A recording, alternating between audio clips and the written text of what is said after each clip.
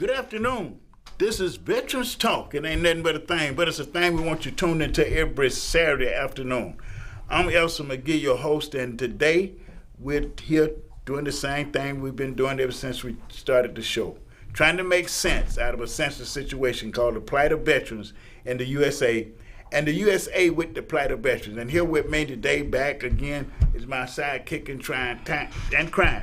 Tony, Larry, how you doing, brother? I'm good. You know, we last week you was off with a funeral. Yeah. And you know, we getting a lot of that in our community. Now I'm looking at we've been going through some stuff with the insurance industry and looking at these interaction of these different businesses and at one point this ad said that today the cost of a funeral is around $10,000, but in 20 years it'll be $30,000. Yeah. Mm-hmm. You know, we have to stop and think sometime how all of our lives are engulfed by politics, Exactly. by government. At some point, we just got to stop and say, now wait a minute. I bought my first house in 1966 at 294 Whitworth Drive in Adamsville. Brand new, never anybody ever lived in, 3-bedroom, little, well, $13,800. Exactly. The same house today, same house, $185,000. They ain't putting no room onto it. They ain't grew no yard. Yeah. You know, what is the world is going on, Tony? Can you tell me something, bro? This stuff what we're looking at, and when you say that, you know, we might have served nationally because we're in the U.S. military, but all of us live locally. Yes. So our politics got to be local. Exactly. You know, we got to look at the issues that affect our everyday life from cradle to the grave. You know, from the cradle to the grave, we had to look at it. The cost of child care in our community. I just got a new addition to my family, man. The cutest little bum thing. She wouldn't even let me hold her, man. She started crying, you can take this back. You know, I can't handle all that kicking and crying and stuff.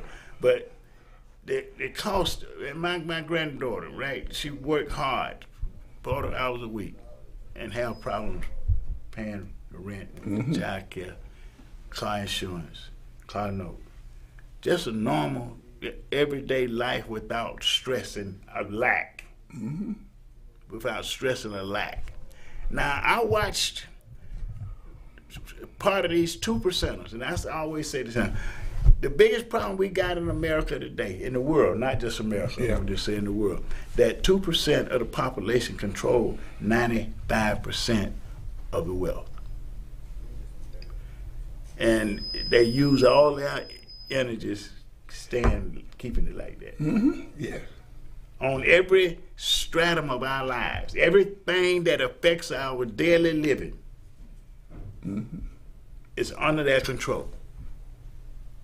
You know, it's under their control. We look at health care. Yeah. You know, so we got some people sick and can't go to the doctor. And you got other people getting the best of care. Yep. You know, you look at the school system. Our young men are dropping out of school like flies. Why? It's not because they ain't as smart as the other young men. That's not the case. I beg the difference. Because the school system is not geared to teach them. You know, it's not designed to reach them at that level and teach them how to be better citizens. Yeah. You know, I remember going into the military, Tony, when we were like basic training. Yep. You know, basic training, man. You know, I'm gonna tell you something. I had a do. I don't know what y'all think about that, but you know, I was a kid, man. Yeah. You know, I had a do, had my hair all slicked down and all of my shoulders. About 30 minutes after I got to Fort Benning, I looked like everybody else. They cut all my hair. Yep. Conformity. Yes. They made us conform to a purpose, to to U.S. military service. Now, to me, because I did it, I don't think there's no higher form of service you can do in this country than serve in the U.S. military. I think it's the most patriotic thing you can do. And then the other part about it, they got good benefits if you can get them. Yeah. They got good benefits if you can get them. And the problem traditionally, you know, and I'm saying traditionally now, because we know that the U.S. military only integrated in 1954. I was almost ready to go to school. Yep. Born in 47. Yep. Right? Going to school. 47. Yep. See? 7-year-old. You know, so what we looked at is the educational system that was available to us then was all hand-me-down, because we was living in segregation. Exactly. So a controlled group of white men determined everything we did, from the cradle to the grave. You had no input in any level of government that affected your life. And so somebody in our ancestry, now I don't know who first started, they looked at the vote and say, that's the key. Exactly. We got to learn, we got to vote, we get to get the right to vote. I don't know who first one came up with that. I got to do some somebody said, listen, we got to get the right to vote. And ever since then, change have been occurring for everybody in America. Everybody. The Indians didn't see it, but they was able to benefit from it. You know, white women didn't see it. They got the most out of it. Yep. I mean, you know, somebody. I'm not gonna charge nobody with being smart. You know, we got to understand that we live in the land of opportunity, and that's what make America so attractive to everybody on planet Earth, all around the globe. We're the richest nation on planet Earth because of our diversity. Yep. It's because the creation is diverse. You know, it might have took some slave folks to bring the best out of us, but we look at the contributions. Tony? Yeah.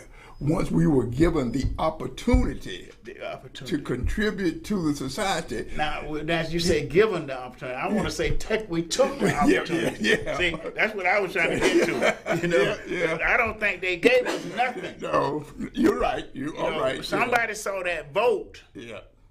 Said, wait a minute. Yeah. Get somebody elected to the office and, you know, get dog catching the dog won't die so fast. Something. I don't know who did it, but it was good enough to start the change in America that the people wrote it up to be. See, they were pretty smart. They wrote it up to be, and I guess they thought we'd never learn to read and write. Yeah. Because once we learn to read and write, somebody say, I want to vote. And we've been changing things ever since. The first thing we changed, you ain't gonna vote. You know, that was the first thing we had to change. That attitude that we wasn't gonna be allowed to vote. Yeah. It was an attitude. Yeah.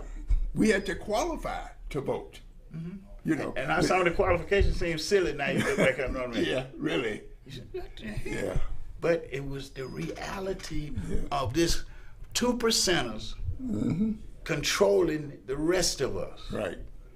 Now let me say this here. Now and then we're gonna go to something that we should be talking about, because this might sound too much like politics to a lot of folks, but this ain't politics. This talking about the nuances of our community. Yes. What make our community function on the level that it's functioning on the day, and we act like we don't know why. We got to stop acting slow, as my lady would say. Yeah. Stop acting slow. You're not slow. You see what's going on. Adapt.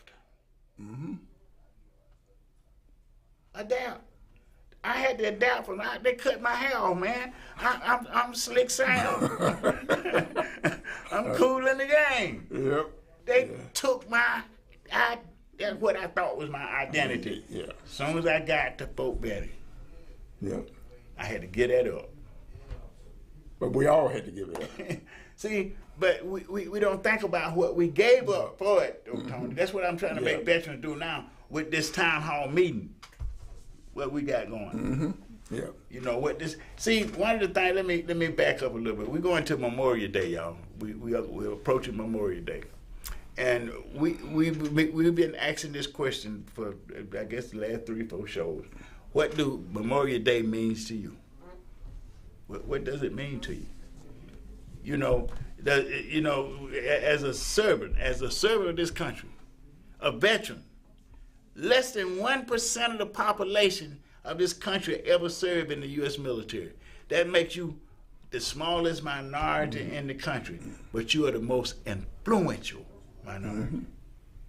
You got more influence than any other demographic in this community, and you need to wake up and use it to save our community, to save our people. We need to wake up tomorrow and get ready to go down and tell Brian Kemp. I'm going down to see Brian Kemp. Let me be quiet. No, I'm not going to be quiet. You know I ain't going to be quiet, Tony. I can't do that. Jose would get up out of his bed and choke me. That's it. He can choke me. You know, tote to carry. War weapons. Automatic war weapons. Yeah. They need to come out of our community. Yeah. We ain't talking about, we want you to get them out. We telling you to get them out. That's a different thing, right? Yeah, exactly. We telling you to get them out. And we have the ability to say that. Unfortunately, we have fragments within our community that is beholding to the NRA, plain and simple. Listen, you know. Now I ain't no guy that believe in conspiracy theories and all that stuff, but where do the NRA get his money from? Exactly. See, they always told me if you want to know something, follow the money trail. You know, follow the money trail. You find out what's the real scoop. Yeah.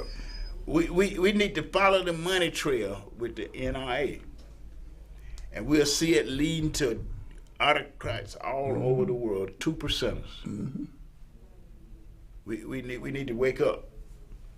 We need to understand what we are dealing with, and stop being consumed and bought off by conveniences.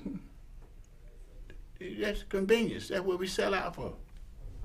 You know, we'll go along to get along, even though the statistics show that the outright most dangerous thing to our children in America today is gun violence. Exactly.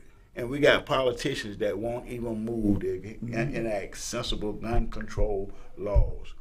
Why are we voting to keep these people in our governments? Why? Yeah. See, and we're going on, Tony. Yeah. Part of it, and since we're talking politics, is how one political party within this country, which is the Republican Party, has gerrymandered all the districts to the point to where they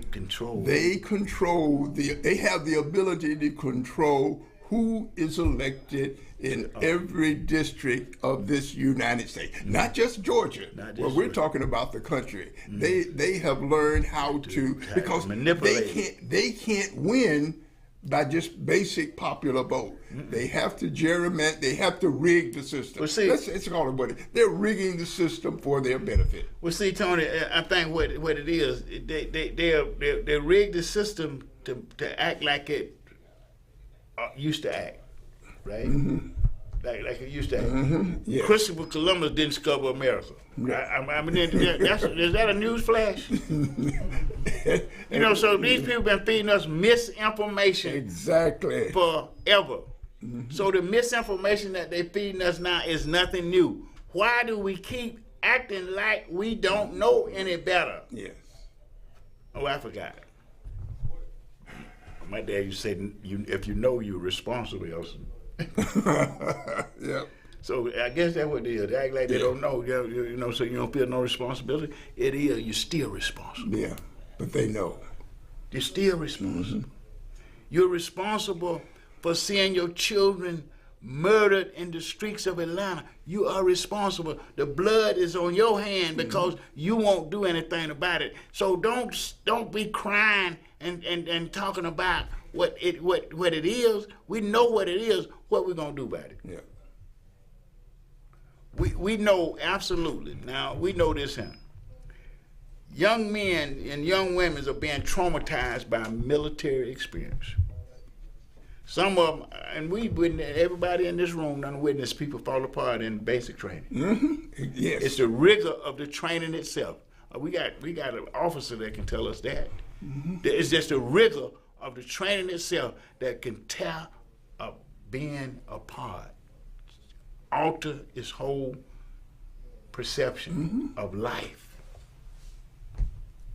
And some of these kids can't take it, and they're not screening them, and they sending them home and not giving them drugs, so they're killing themselves, or they're killing other folks.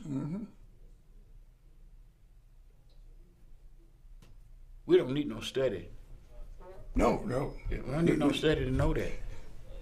We got to be able to direct the resources that's allocated for these things to where they're supposed to be. We talking about your vote now. Yeah. Cause see, lack make people steal from the job. That's little stuff. Yeah. Make them steal from the job. And that's the most theft that goes on in America every day. We're talking about morality. We're talking about how you go out of your house. Some people talk about road rage. No, it's inner rage that you take to the road. Them people come out of the house with that rage in them. They get on the highway and they just unleash it. It's a good place for it to go. So bam, we got seen. We got to stop acting like we don't know what is going on in our communities. It's sad when we gonna sit back and see the problem every day. 13-year-old getting shot down on MLK. You know, you got more automatic weapons in the streets of Atlanta now than you ever seen in. Yeah. You know, they got more war weapons in the streets of Atlanta than they got in Ukraine. But then it's not just Atlanta.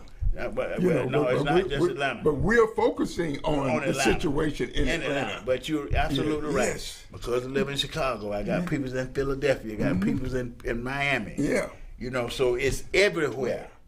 And it's not just the major cities. It's these everywhere. small towns. It's everywhere. Yes. See, because they got control of everywhere. Now they know that they know absolutely that they need people working on the farms.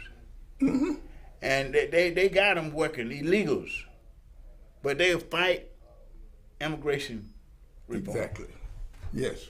They won't make it easier for people to come in this country and enjoy the benefits of the country. Yeah. You come in here and work, boy, but you can't. You don't want. Yep.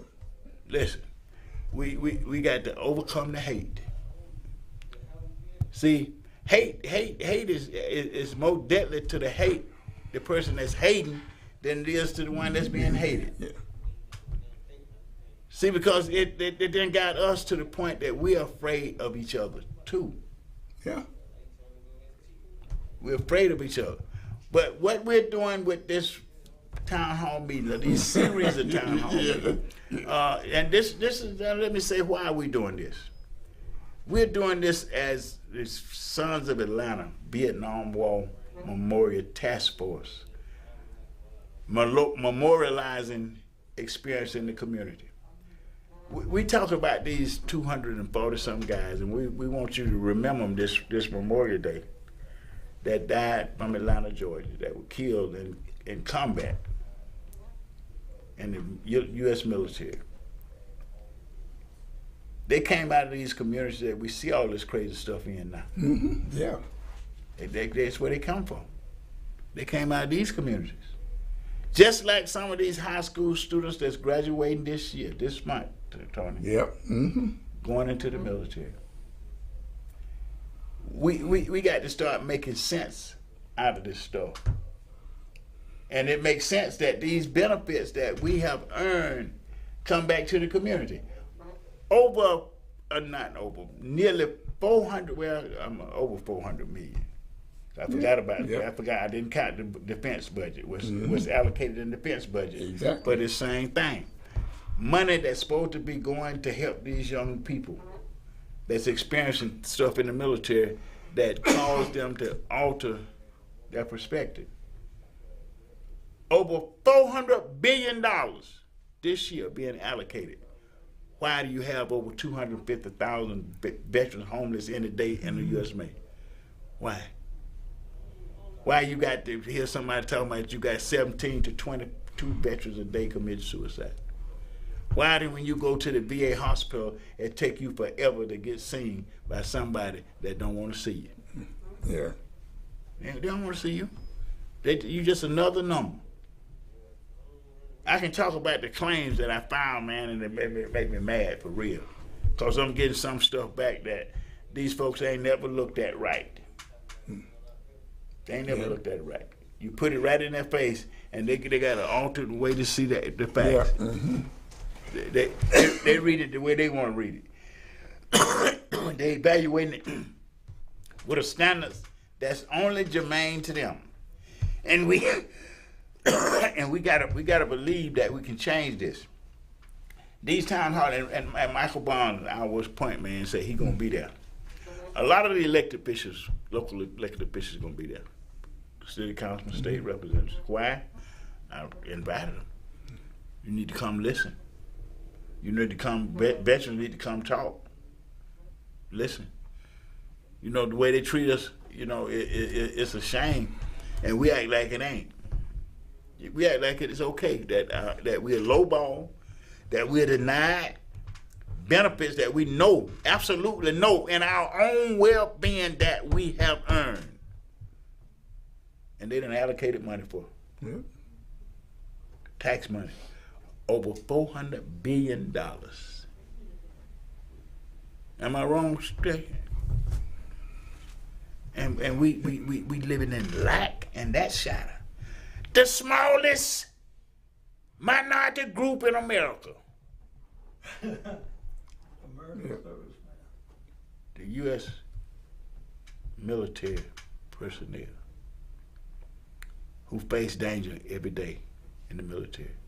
I love it. I love it, man. I salute all these young people that's doing this. Because somebody got to do it. Yep. You know, I'm just talking about the way they treat us. I ain't talking about don't do it now. I'm talking about do it. Do your best. Because we got the best. But we talking about the way they treat us when they finish with us. When they finish with us, they treat us like we ain't been there. Yeah. And in some cases, they'll actually say that. You say, look at you, look over your stuff. Boy, what you talking about? You ain't got no military service record. Oh, your record's lost. Your record got lost.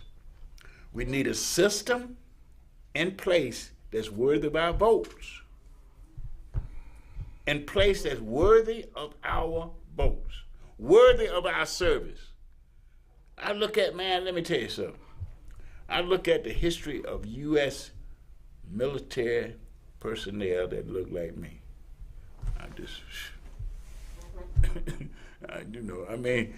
Austin ain't the defense secretary because he's a good boy, is he? He's a soldier. Yeah. And there's a lot of them out there like that, man. A lot of them. I feel like I was one like that. And all of them ain't generals. They PFCs.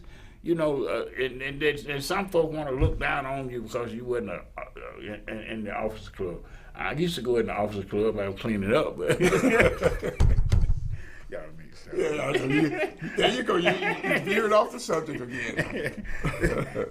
but you know, we have to keep it light. We have to be able to keep it in good spirit because see, some of this stuff will make you angry. Yeah. And anger ain't got no sense. ain't got no sense. Especially when it's mixed with mental illness. That's what you're getting, this white nationalism growth right now. These people are manipulating mentally ill people. Yeah. And turning them into suicide killers. And veterans shouldn't be out there, we don't know what they're doing. We know. We need to talk about it. We've been through that training. We know what that kind of stuff can do. We know what indoctrination ain't no joke. I'm the closest thing to Superman I could fly because I was a paratrooper. You know, I think I'm a listen, special forces, that ain't no joke. The service that we run should mirror the life we are able to live in our communities. There shouldn't be no homeless veterans nowhere on planet Earth, not near. Not for what we do. See, everybody think about the war machine. You think about people running into fires and natural disasters. You know, where people can't get to nothing. There go that Navy and that Air Force. Oh, they going down and get them. I mean, come on, man. Y'all start playing with us. And we need to start playing with ourselves, too. Because we know what kind of power we got. We just too laid back. We started sitting. We like the old uncle sitting in the corner because we don't. You know, because they say you crazy. Don't get Uncle Tony going, y'all. You know, now don't mess with Cousin Trey. Yeah. You go Vietnam on you. I got some. They said don't mess with us else. You go Vietnam on y'all. Yeah, just so you know, you tiptoe around it, man. And we ain't really like that. No, we're not really like that. We're those uncles that came through the storm. The last generation of integrationists. Now another generation has seen what we saw. Now. And I'm gonna tell you something, Tony. I don't think now generation would undergo what me and you go through. That's it. We can't imagine today's generation went through what we went through. Yeah. And dealing with what we dealing with. Yeah. And how we dealt with it. And how we are dealing with it. Because we're still dealing with it. We're still dealing with it. One of the things you mentioned, and I wanted to bring it up, about the town hall meeting. This is one of the basic elements of our organization. This is something that we have talked about doing in our community since we've organized, is having town hall meetings to inform initially men going into the military and what to expect. But also with this town hall meeting, what we're going to be able to do is talk to those politicians. Now, it is we have an advantage with them because we're talking to politicians that are supporting our effort and everything. But what we want to do is let them know, yes, we appreciate you supporting our effort. But it's a bigger picture than this. Yes, there is more to that than just your showing up and doing it and everything. So the challenge is, thank you for showing up. But this is what we need. This is what yes, it's a wonderful thing you're doing, helping us establish this memorial in Piedmont Park. But then the other part of this is the community that we live in and all the stuff, the deaths, the guns, the poverty, the income disparity. All of this is a part of it. So yes, we appreciate your being here, but this is what we're also concerned about. We're here to say we're a part of the community too. Yes. We're experiencing the same stuff that you are experiencing. Man, we talking about housing rights for veterans. Right. You know, like Tracy done came up with a brilliant starting point for veterans, low income veterans, and ain't nobody listening. Yeah. They just know the rent's being raised. They're not looking at ways that we can stop them from having to go through that experience by becoming property owners with the benefits that they've already earned. I ain't talking about go get some new money. I'm talking about some of that $400 billion that they already allocated this year. See, I'm saying we need to get I want you to direct them resources back to where they're supposed to be. Yeah. You know, get that money back in the neighborhood where we can see that it's having an impact on the way our young men go into school and learn. Right. Yes. Yeah. Don't tell me that by the time that they're in the third grade and they ain't reading, they prepping them for prison. I don't want to hear that. Yeah. That's almost like pre-planning the next generation of slaves. And we know what that is. Yeah. That whole thing. We got to get through. We got to have these times, and we're not just having them. We just starting on Metropolitan. We're gonna go all over town. Mm-hmm. Like John Lewis making good trouble. Yeah. Yeah. So tomorrow we'll be downtown with AVA, where we were going down there to support AVVA, doing that little stuff with the governor. Then I got a call from Vietnam National and said that I was going to represent Vietnam National at the meeting. So they called me and said that I'm going to be holding the national president seat tomorrow at Brian Kemp's gala at 10 o'clock in the morning. You know how they have it early, so they think we won't be there. We're going to be there with bells on. Mm-hmm. Because why? We need to make sure they see us. Yes. Yes. They need to see us, hear us, and respect us. You know, just see us. That means us showing up, hear us when we show up, and respect what we say. Yeah. That's all. And also with that, combining with a major organization. We aren't there by ourselves as an individual. We are with a major organization within this city, and we're considered part of them, and they know the influence of that particular organization. And not just now, that organization is local, right? Yeah. That's a local organization. But what we bring to the table, too, is a national organization. We got national networks throughout. We got chapters in every state of the union. We got 17 chapters in the state of Georgia. Tomorrow I represent all of them at the governor's stuff. We shouldn't take that lightly. No. That should be a sign that if this nigga in the house, right? You know, they open the doors. We got to get up in there and speak. Not go up in there hollering and screaming and being mad, but being logical, man. We got a new claim process. We got VA going online, but they ain't got the veterans in the community equipped. Exactly. To go online, you got to have internet access. If you don't have internet, you can't access the program. So the veterans is handicapped. He cannot access a program that is designed to help him, and they wonder why you aren't getting your benefits. That's one of the reasons. Listen, Reverend Guy, I hope you're listening. Yes.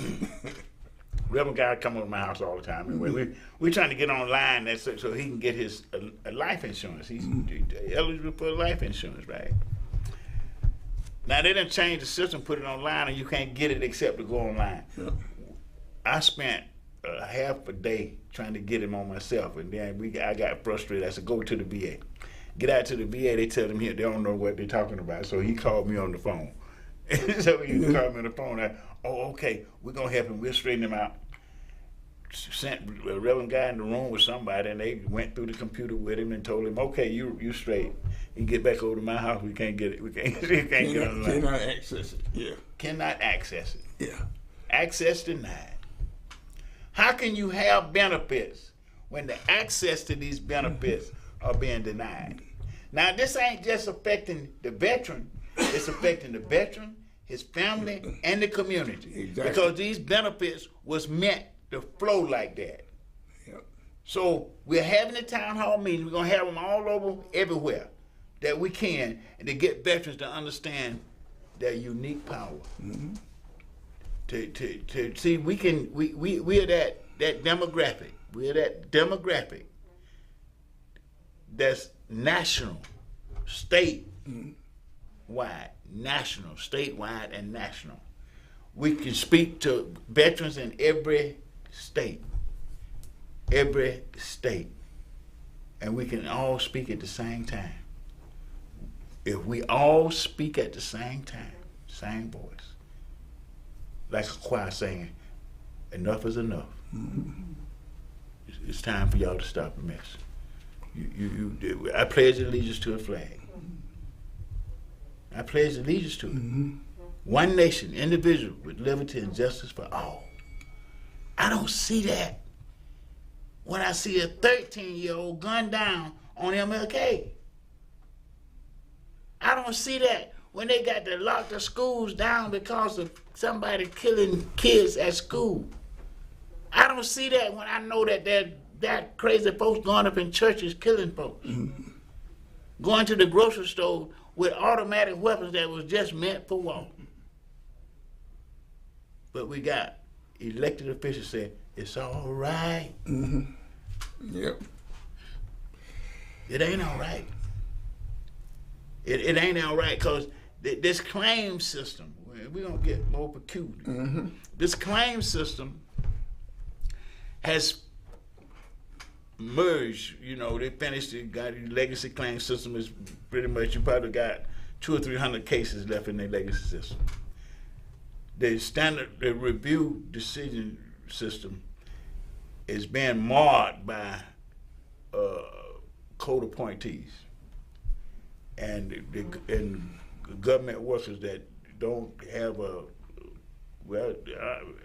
I think they got a clue, but they got a job to do.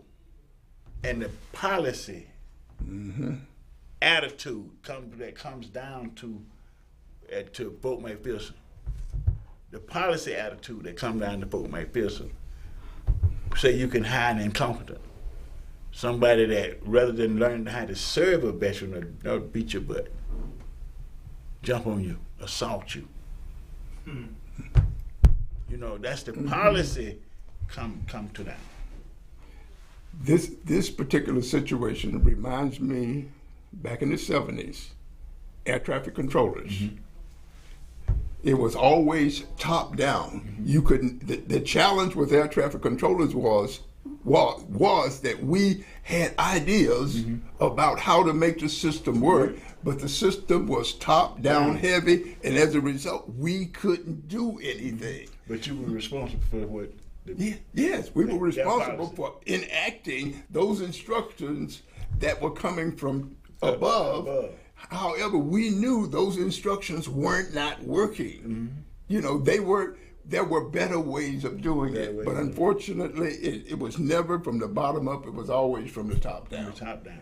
And we got more of that today. Exactly. Throughout the governments than ever before.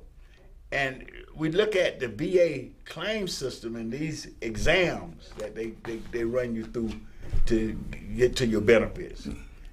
They were privatized, so there's just a business to them. If you don't show up, you get in the wrong place or the wrong office, because they got multiple things going on. You go to one office and they don't tell you, that you ain't in the right office, so you show up to the right office in that complex, you're late for your appointment and your claim is denied. We got to look at this whole stuff and come together. Because, see, we can talk about it all day. Yeah, exactly. Yeah. We can talk about it, but if we don't start coming to these town hall meetings, having these politicians understand what we're saying for and going to the poll with that conviction. Yeah. Going to the poll with that conviction. I ain't trying to tell nobody how to vote.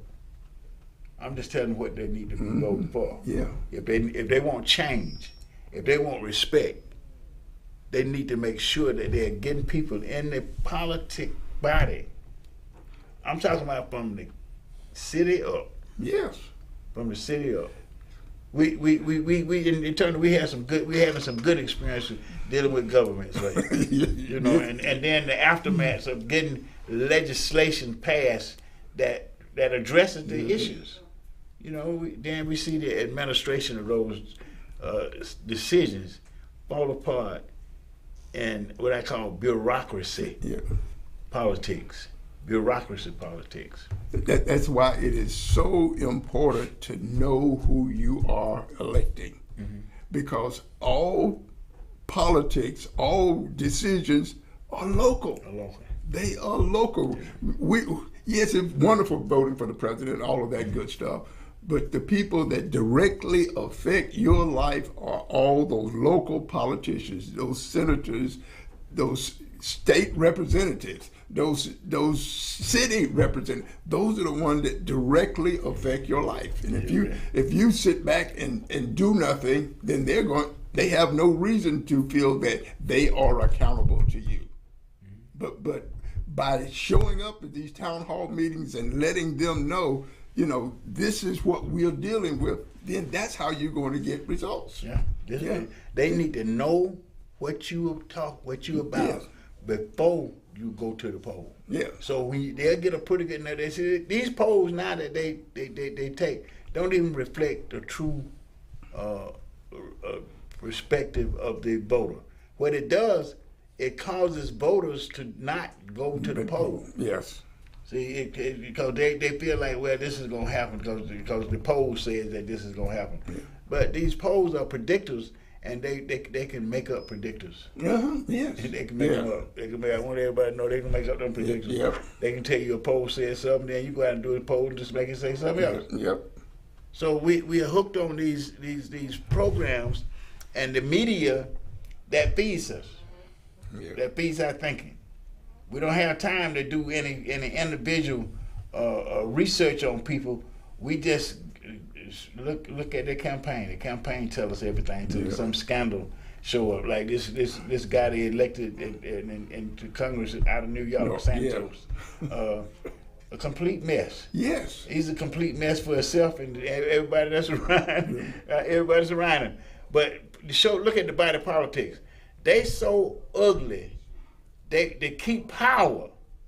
They embrace him. That's exactly. It's exactly what they're doing, knowing that they have the power to remove him from that office. But because by doing that, they're going to lose a vote, because they're quite sure that he will be replaced by somebody from the opposite party, which cuts into their ability to make decisions. And it should not be that. But now that is a perfect example of politics being local. Yes. And we can't forget about it, because see what's going to happen. These guys, just like Donald Trump, want to run for office again and keep saying that he don't have any respect for the law. So why would he want to set over a government that he don't have any respect for? That means he's going to change that government. In Donald Trump's mind, there would never have to be another election. Exactly. As long as he's alive. As long as he's alive. But see, his sensitivity is such that he think he can pass it on like Queen Elizabeth passed it on. Right. So that's the problem. Like Saudi Arabia, like North Korea. That's what Donald Trump's like. That's what he feels like. That's why he got his children all mixed up in this white supremacist stuff. His daddy had him mixed up in it. That was the way he was raised. So he raised his children the same way, a little more polished. Yes. But they all was raised to be what they are. And we got to accept that and understand that we ain't got to be all that concerned with what they are, who they are. That's their business. Keep them out of control of our governments. See, that's what we got to do. I don't care if they're white supremacists. I don't care if they're black, whatever. They can be whatever. Just keep them out of our governments. That's it. That's what we did when we was in the military. They ain't got no business if they're unfit. That's unfit to serve in this. What we talking about? Why are you running for president of this? If it's so much like that, go somewhere else and create your own then. You got something better? But they want to take this because we have built it with our diversity. All of us have contributed to the development of this country, and all of us deserve equal opportunities in it. And that's all we're saying, that equal opportunities for what we've given, especially veterans. We shouldn't. You shouldn't be struggling to overcome homelessness. And those of us that see our brothers and sisters struggling like that and don't say nothing, don't do nothing about it, complicit. Yes. We're complicit. Yes. You know, I believe Donald Trump was complicit in sedition. Yes. I believe it. I believe he was trying to overthrow the government by violence. I don't think too many people that were watching that stuff gonna disagree. Why is it taking so long to get him in jail? What kind of system are we letting our children see? See, this is why we're having such a bad problem with our children. They see our cowardness to address the truth, to tell the truth, and stand up and say, I don't care about how this man feels. I'm not interested in whether he's a white supremacist or a blue supremacist. I'm interested in him not being in my government. Right. Because this is not what the government, this is not the way we act. This nobody's above the law. If I attacked a witness, they would get me with witness tampering. If I threatened the judge, I would get... Exactly. But he's openly doing this. Openly challenging the system in ways that we never seen it challenged before. And we act like we don't know what he's doing. They don't want to put voice to it, but this man is trying to destroy this country. Yep. That's what he's doing. And the scary part about it is he has a political party that he done infiltrated and took over. Took over. And they don't know how to handle him. Well, let me say something. If you look at the history of Adolf Hitler. Yeah. The history of Adolf Hitler. He took over the Communist Party and turned it to the Nazi Party. Through some of the same kind of tactics that Donald Trump is pushing on these people here. Because he had enough people that would rather be under a dictator than in a democracy. Because they don't have to do anything but be afraid of the dictator. Yep. You know, they ain't got nothing else to do. Just be afraid of the dictator. That would keep them in line. You know, some people want to live under tyranny. Yeah, they're comfortable under that tyranny. Because they don't want to have to make any decisions, you know. If somebody gonna make a decision for them, they stand up and applaud them. They tell them, they right, boss, they right. You don't even know what they right about, bro. Yep.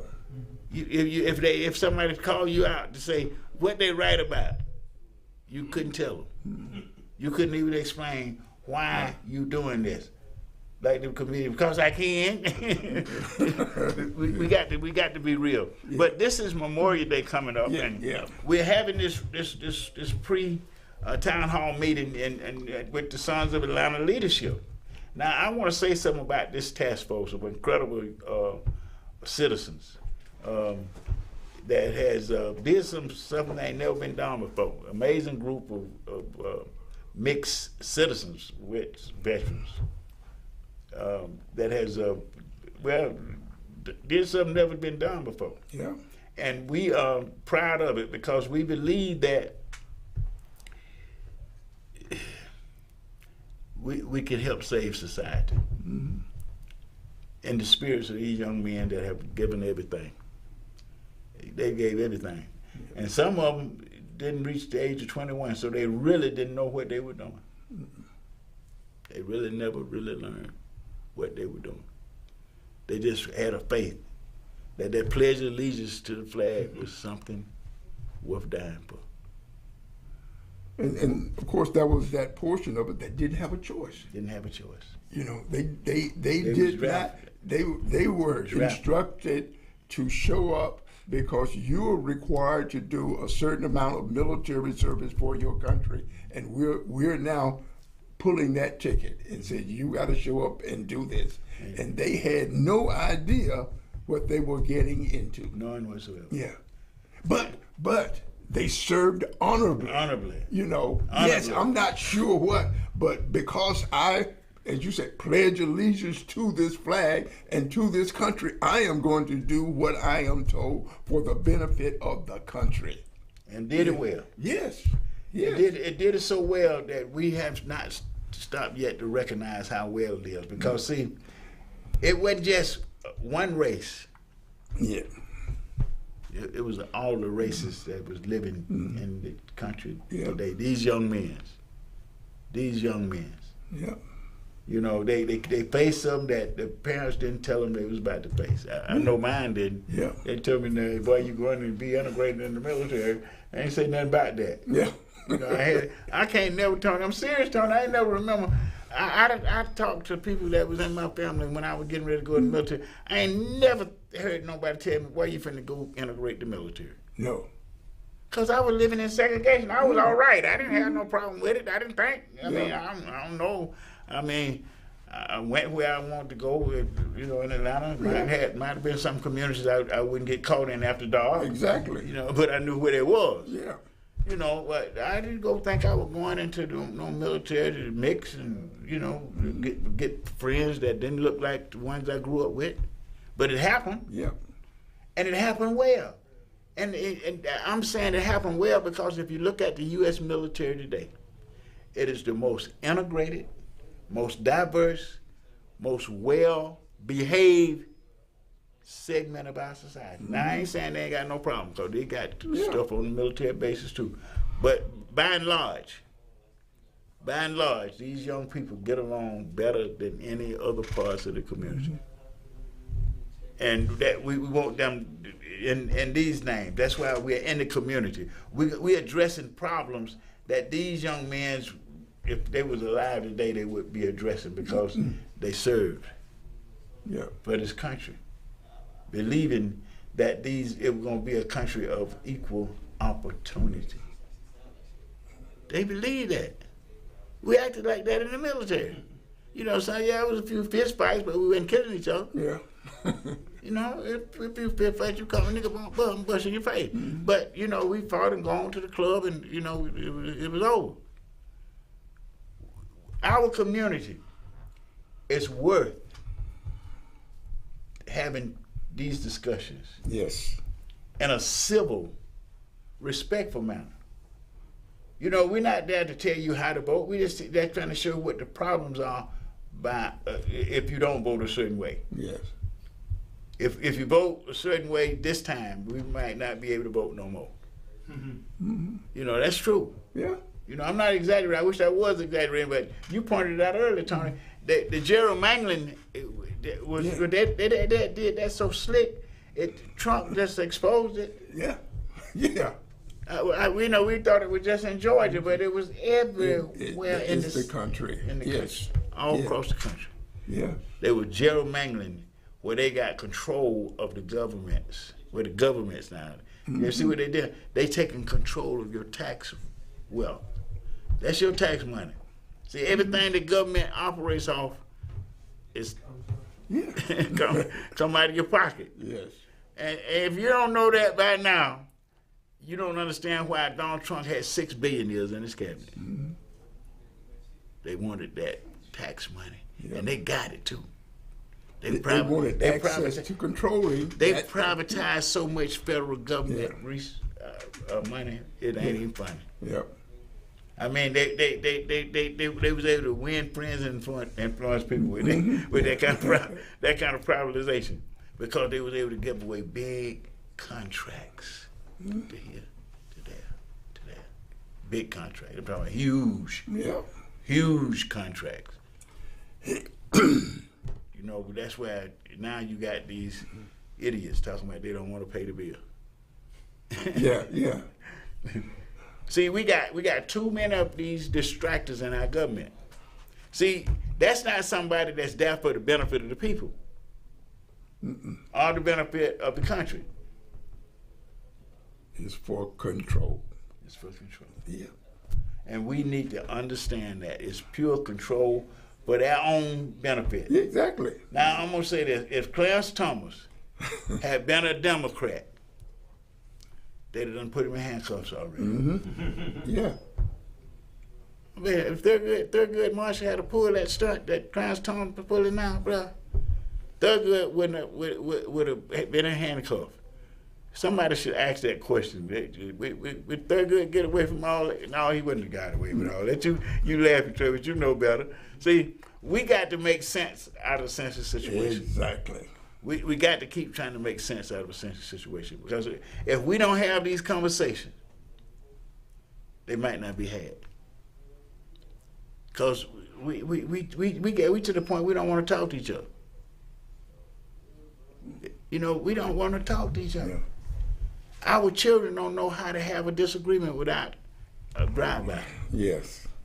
They got a disagreement, they're going to do a drive-by on you. So what the world? We have no patience for each other. Our sense of lack has turned into a sense of greed.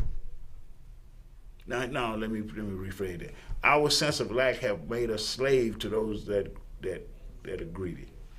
Mm-hmm. Our sense of lack. Yeah. Because see, what our sense of lack is allowing us to be told what we need, and we would die to get it. I need a $300 pair of sneaker shoes. Yeah. I go stand in line all morning to get those sneaker shoes, and kill you when you try to take them. I'll get killed because I got them. Mm-hmm. We got to get this conversation in the community. We got to open up our community to stop black on black crime. The police can't stop it. Police ain't gonna stop it, matter of fact. No. They ain't got no interest in stopping it. We have an interest in stopping it. It's our community. These are our children, our cousins, our neighbors, our families, veterans. We are that one demographic. We are that small minority, that special few that can speak and respect in most of the community. Mm-hmm. Yep. Most of the community. You know, they wouldn't have called me to sit in for the president if they didn't have some respect for me. Exactly. Yes. You know, they wouldn't have called me. Well, Elson, okay, where you we need you. What's your schedule like Monday? Well, I don't know what you need, Spence. I need you to go down and be there, represent Vietnam veterans at Brian Kemp ceremony at 10 o'clock. I'll be there. Yeah. I'll be there. We were gonna be there anyway. Every time they didn't even know we were gonna be there anyway. But we were going there with somebody else. Yeah. Suppose somebody else. Now we got to go for our own organization. Yeah. So that's a wholly different thing. That gives them other people a little bit. Oh well, they at the table. We didn't bring them to the table. They at the table. Yeah. They're already at the table. Yeah. Yes. So I think that'll give them a little bit more consideration. Hopefully it will. Yeah, well, I think it will. Yeah. I'm almost sure it will, because see, when God's in it, we can't help but to win it. Exactly. Exactly. I just want to say that when God's in it, we can't help but to win it. Y'all just keep fighting, keep believing, keep your faith going, and we'll be back here next week. You can watch. You can like us on Facebook and follow us on Instagram. You know, we're gonna get that down right, but you can follow us on Facebook, and I'm talking about every Saturday, every day. Speaking the truth to power. Tony, see you next week. See you next week. Next week.